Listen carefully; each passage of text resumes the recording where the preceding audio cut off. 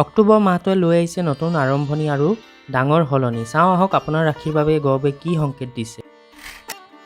মেঘ ৰাশিৰ জাতকৰ বাবে এই মাহটো নতুন দিশ খুলিব। কিবা কাম যদি ৰৈ আছিল সেই কামবোৰ আগবঢ়াৰ সম্ভাৱনা আছে। সম্পৰ্কত সত্যতা আৰু আত্মবিশ্বাস ৰাখিব। বৃষ ৰাশিৰ জাতকসকল নিজৰ মন আৰু শৰীৰক বিশ্ৰাম দিয়ক। মাহৰ মাজত এটা ভাল সুযোগ আহিব, কিন্তু সিদ্ধান্ত লওঁতে ধৈৰ্য ৰাখিব। মিথুন ৰাশিৰ বাবে এই মাহটো যোগাযোগ আৰু মিলনৰ সময়। কোনো পুৰণি সম্পৰ্ক পুনৰ সংযোজিত হ'ব পাৰে আৰু নতুন চিন্তাই সফলতা আনিব পাৰে। কৰ্কট ৰাশিৰ ব্যক্তিসকলৰ এই মাহটো ইম'চনেল হোৱাৰ চান্স আছে।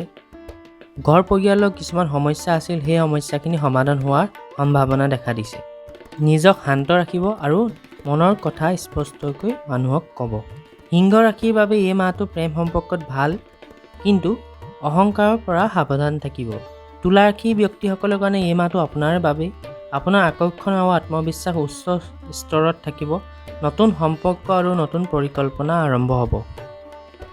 বৃশ্চিক ৰাশিৰ বাবে পৰিৱৰ্তনৰ সময়। কিবা পুৰণি অধ্যায় শেষ হ'ব আৰু নতুন আৰম্ভণি হ'ব। ভয় এৰি নিজৰ অন্তৰৰ শব্দ শুনিব। ধনু ৰাশিৰ ব্যক্তিসকলে এই মাহটোত যাত্ৰা কৰিব পাৰে, নতুন অভিজ্ঞতা হ'ব পাৰে।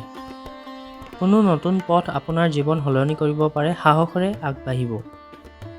মকৰ ৰাশিৰ জাতকৰ বাবে ব্যৱসায় বা কৰ্মক্ষেত্ৰত উন্নতিৰ সম্ভাৱনা। পৰিশ্ৰমৰ ফল পাব, কিন্তু কাম আৰু বিশ্ৰামৰ মাজত সমতা ৰাখিব। কুম্ভ ৰাশিৰ মানুহৰ বাবে সময়টো সহযোগিতা আৰু বন্ধুত্বৰ। অন্য মানুহৰ সৈতে একেলগে কাম কৰিলে বেছিকৈ লাভ হ'ব। মীন ৰাশিৰ ব্যক্তিসকলে আপোনালোকে মনত যিটো কাম ভাবি থাকে সেই কামটো আৰম্ভ কৰিবলৈ বহুতো ভাল সময় এইটো। মনটো অনেক গভীৰ হ'ব আৰু সৃষ্টিশীলতা, গান, ড্ৰয়িং এনেকুৱা কিছুমান ক্ৰিয়েটিভ কামত বেছি আগ্ৰহ আহিব। এনেকুৱা এষ্ট্ৰলজি ৰিলেটেড ইনফৰমেশ্যন পাই থাকিবলৈ চেনেলটো ফ'ল' কৰি ল'ব। ধন্যবাদ।